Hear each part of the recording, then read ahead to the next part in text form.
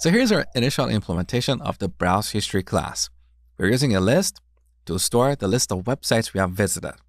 And in the main method, we're using this for loop to iterate over this history object. Now let's see how we can implement the iterator pattern and prevent future breaking changes if we change the internals of the browse history class. So first we add a new class. We change the kind to interface and call it Iterator. Here we need three methods: boolean, hasNext, string, current, and void next. Now this interface is not very reusable because the current method is returning a string object. What if tomorrow we want to iterate over a list of users or a list of customers? We don't want to recreate this interface every time we have a new scenario.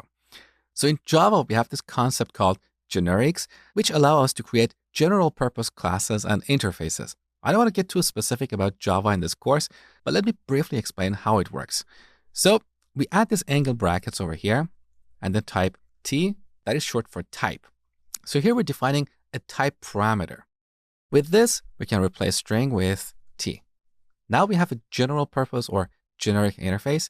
So when using this interface, we'll supply a value or an argument for this type.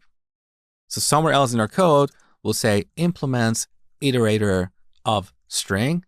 That means the current method will return a string object. Maybe somewhere else we'll type implements iterator of user. So the current method will return a user object. So that's what generics are for. Now let's not worry about that and simply return a string object over here. So here's our interface. Now we go to our browse history class and create a nested class that implements the iterator interface. Why a nested class? Because this is part of the implementation of the browse history class. Let me show you what I mean. So as part of this class, we create another class.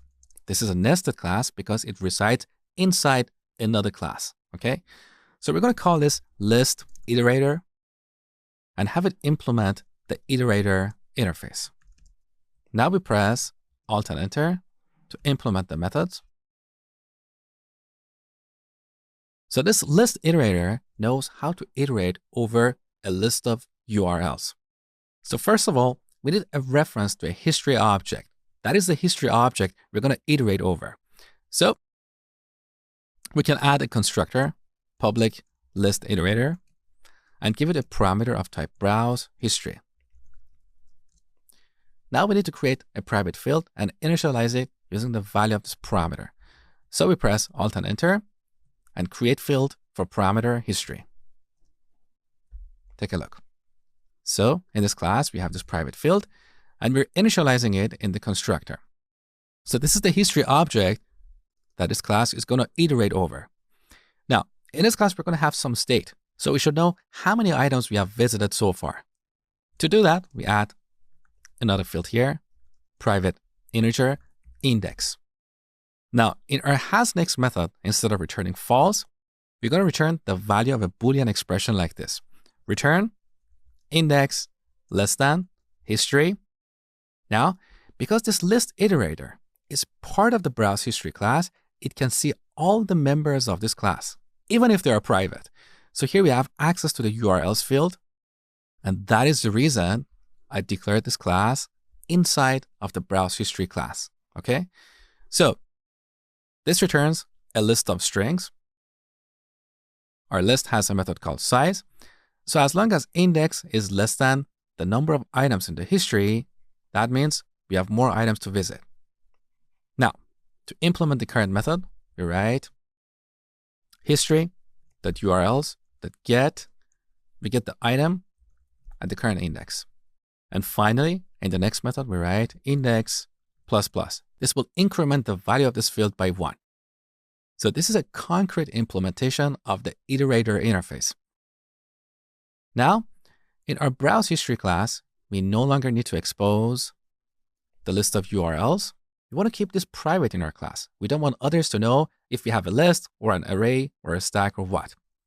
Instead, we're going to add a method, public. It returns an iterator object. We don't know what type. We're just programming to an interface. We call it create iterator. And in this method, we'll return a new list iterator object. Now here we need to pass a reference to a history object. That's the history object we want to iterate over. So that is going to be this, the current object. So let's quickly recap. To implement the iterator interface, first we declared this interface. Then we created a concrete implementation of this interface inside our browse history class. This is implementation detail. This is the only part of the application that should know how to iterate over a browse history object. So if we change the internals of this object, this is the only place that we have to modify our code. I'll show you how to do that later. And finally, in our browse history class, we added a new method for creating an iterator object. With this, we go back to our main method. We have a breaking change because we removed the getURLs method. We don't want to know about the internals of this object. So instead, we're going to tell the history, hey, give me an iterator. We don't know what type it is because we're programming to an interface. Let's import this interface. Now we say, hey, iterator, as long as you have more items, give me the current item. So iterator.current. This returns a string, which is a URL. We can print it. And finally, we call iterator.next. Let's run our program. So we see the same result as before, and we don't know anything about the internals of the browse history object. We're simply programming to the iterator interface. If tomorrow we change the internal representation of this history object, this code is not going to get affected. And that's what I want you to experiment with as an exercise. So in the browse history class, replace this list with a fixed size array. You will end up with a few breaking changes inside this class, but you will notice that the main method will not get broken. So go ahead and spend 10 minutes on this exercise, then come back see my solution.